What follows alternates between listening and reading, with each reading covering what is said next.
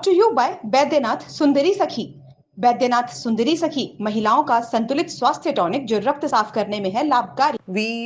We've had a few cases of people with bipolar disorder where they've come to us for support with their nutrition and their physical health, and I've personally worked on those cases, and what I've seen is to live with bipolar is really to not know who you are, because one day you behave a certain way, another day you behave in a completely different way, and it is such a disorienting experience for any human being.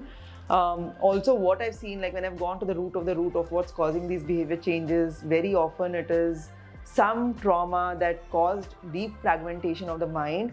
And when there's a trigger, that fragmented personality is what actually shows up, and it behaves completely different from the one that is the normal person of the person. It's a really difficult condition to live with. It confuses the person experiencing it, as well as it creates a lot of chaos for the other people in that person's life, the people who really care and love this person. How can nutrition actually make it a little better?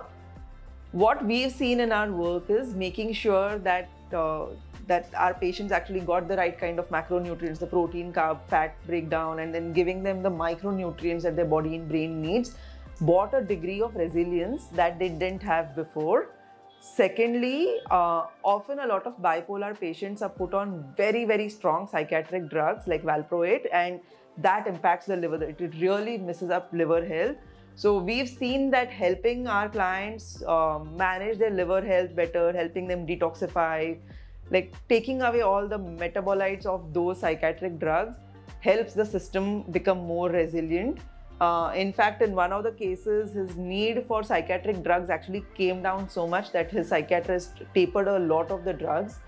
Honestly, I don't think bipolar is a condition where you need to be on multiple psychiatric drugs. If the person gets the support he or she needs with managing, making sense of the trauma they experienced, kind of bringing all their parts together, integrating all of that with their sense of self, and building their own, grounding themselves in their body, the condition itself, because I think it's really a symptom of them trying to adjust to a super dysfunctional society. It's not really the disease itself.